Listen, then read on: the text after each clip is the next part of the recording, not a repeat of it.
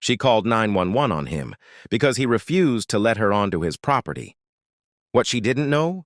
His wife was the dispatcher listening in the call. Things flipped completely when the gatekeeper met someone who actually knew the system. Marcus had recently closed on his dream home in a gated neighborhood. He had installed a gate for privacy and security. He did everything by the rules.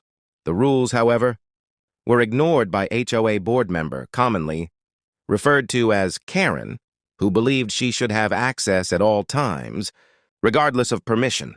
That assumption led to tension. The HOA board member would show up unannounced at the gate, demanding entry, citing vague authority and entitlement.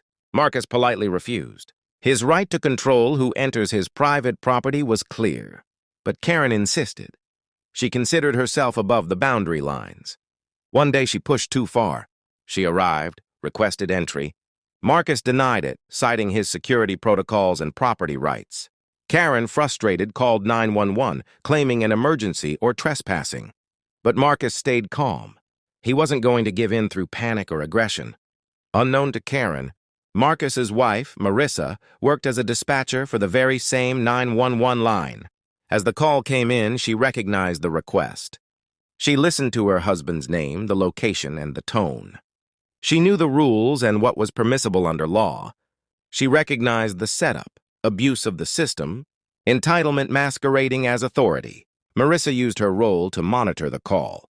She could steer how the officers responded. When they dispatched, she provided evidence, context, and clarity. When Karen's descriptions were vague, Marissa confirmed facts. Her professional credibility shifted the call's direction. As officers arrived at the gate, they realized the difference. The women's narrative was challenged by official dispatch context. Karen's assumption of authority fell apart under procedural scrutiny. Her 911 call could not override Marcus's rights or the facts of the situation, and the dispatcher, his own wife, had the clarity to guide law enforcement. Officers retreated. Karen's demand to enter was denied. The HOA board was exposed for trying to misuse emergency services to subvert private property rights. Marcus and Marissa stood not only as husband and wife, but as lawful, prepared, and respected partners who knew the system. Karen's bluff had been called. This story is a stark reminder. Some people try to wield authority they don't possess. But when knowledge, role, and rights intersect, false claims unravel fast. Marcus didn't just defend his gate, he defended the boundary between personal rights and entitlement. His wife's position as dispatcher became the very tool by which the abuse was checked. That's not luck. That's preparation, role, and truth in a